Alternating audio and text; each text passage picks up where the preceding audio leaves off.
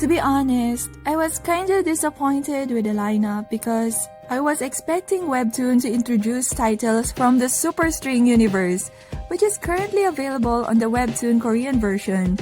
But I read them all anyway, and to my surprise, I ended up liking all of them. I don't like them on the same level though. So here's my list of top 8 favorites after reading the first 3 chapters. Here goes! My least favorite in the lineup is Raven Saga. If you're fond of stories with references to nursery rhymes or fairy tales, then this series is pretty easy to appreciate. The main character is like an imprisoned princess, like Rapunzel, and her yearning for the ocean is kinda like Moana. However, to me, the Disney princesses are far more interesting than Raven Saga's main character, at least so far. I'm quite curious about the connection of this duo to the Ravens. There should be a lot of Raven stuff because of the title after all. This guy appears more like a male lead to me, since he's commanding all these ravens compared to this pretty boy. But he's apparently a villain. Or maybe he won't be a villain for long. I don't know which will be better. It depends on what these guys are really like. Overall, I don't find this series that remarkable, but I think it has potential. It will depend on what else will be revealed in the future. We'll find out more on the future chapters. Next is The Strongest Florist. You see, stories with the isekai team, or any story wherein the main character gets transported to another world, well, they usually bore the hell out of me. Because of that, I was reluctant to read this webtoon at first. But the main character reminds me so much of the father in Your Smile is a Trap. I'm sure I'm not the only one who finds them very similar. Well, the idea of a main character in an action series wanting to be a florist of all things instead of some adventurer is pretty unique. So I thought of giving this a shot, and I don't regret it. The main character, despite his looks, is adorable. His love for flowers is so inspiring. It's cute that he managed to advance in the game because of something he loves, not because of strength or power. Though, to be honest, I don't really care about how he's gonna succeed on his quest.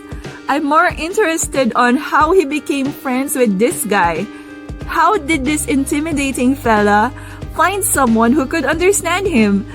This duo reminded me so much of the duo in Kaiju number 8, a manga which I love a lot.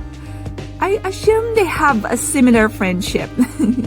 Anyway, this webtoon may not be among my top favorites, but I admit that I find it very, very amusing. I look forward to more entertainment on the succeeding chapters. For the first romance webtoon in the list, To You Who Swallowed a Star. The art style and the character design of the female lead reminds me so much of True Beauty. But aside from that and the part about one of the male leads being a famous celebrity, the two series don't seem to have anything else in common. It's not that I have a problem of them being similar, I just don't want them to be too similar, for this to be a copycat, but good thing that doesn't seem to be the case. Anyway, to be honest, this webtoon got me bored most of the time. It infuriated me more when I saw that there's yet an upcoming love triangle with a childhood friend. I was really bored until we reached the part wherein the main character resolved the dispute between the two kids. The grown-up involved, which is the other kid's father, is similar to other stories with biased parents, and it's so sickening to see that. But the way she handled it, by talking to her acquaintance first, then made him apologize. Then she also scolded the kid who provoked the fight. Not to mention, she had even made that kid fall for her. Oh, she has my respect. I hope she continues to impress me on the succeeding chapters. And And I have a feeling that the male lead will do impressive stuff too. I already liked it that he prioritizes his important people over fame and fortune.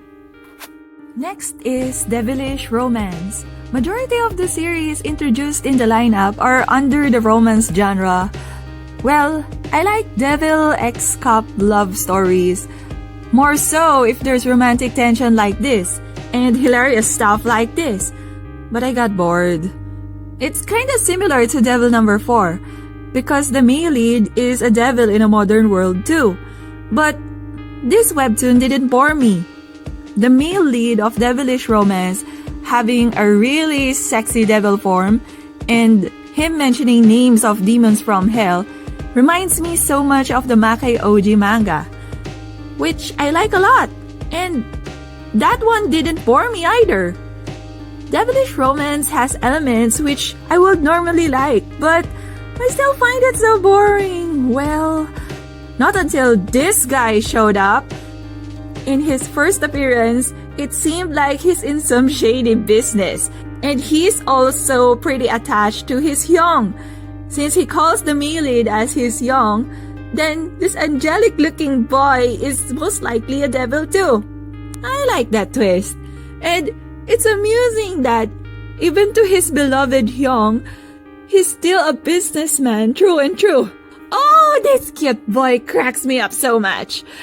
So yes, his existence is what would make me keep on reading this series. Maybe the story will become interesting later, but I don't really care. I'll just read for the entertainment. We're now on the top 3, and on 3rd place for me is Taste of Illness. The artistic flow in Taste of Illness reminds me so much of Anna Sumanara. Oh wait, it's by the same creator! No wonder they give off the same vibe. The drawings in both are really enthralling. It appears bland at first, but later it shows some shocking events and mystifying scenes. I think the supernatural phenomenon shown in this webtoon aren't completely real, or at least not to the other characters. So there's so much symbolism that's going on with the main character, and every chapter feels so surreal. Oh, it's hard to explain why I'm so drawn into this. Let's see. Well, in other words, reading this feels like you're being put under a spell. That's how magical it is. Good news, it's already finished with less than 30 chapters. You can either use the Fast Pass or the Daily Free Pass. Awesome! Now on 2nd place, which is my top favorite among the romance webtoons in the lineup, is Act Like You Love Me. I thought this series is going to bore me until I saw this scene, which is an ad for apartments and the male lead is in that commercial. I just saw an ad on a mobile game I played before reading the chapter. It cracked me up. The male lead in this webtoon is like the stoic and mean type who bosses people around. So, for a guy like that to end up doing embarrassing stuff because of a curse, it's so amusing. Of course, he can't be as bad as he appears. He apparently has some trauma, and we're sure that it will be the female lead who will help him overcome it. I'm interested to know why he became like that, and how the story develops from that. Overall, this is very high on my list because every chapter had been consistently entertaining. It's not really that difficult to please me. Or maybe my sense of humor is just weird. And now, the series which entertained me the most in this batch is none other than Neon Revenge. The supporting characters here have emotions as aliases, which reminds me so much of Inside Out, which is a fantastic animated film. And the 5-man team in different colors makes them seem like Power Rangers, fighting the bad guys wearing masks.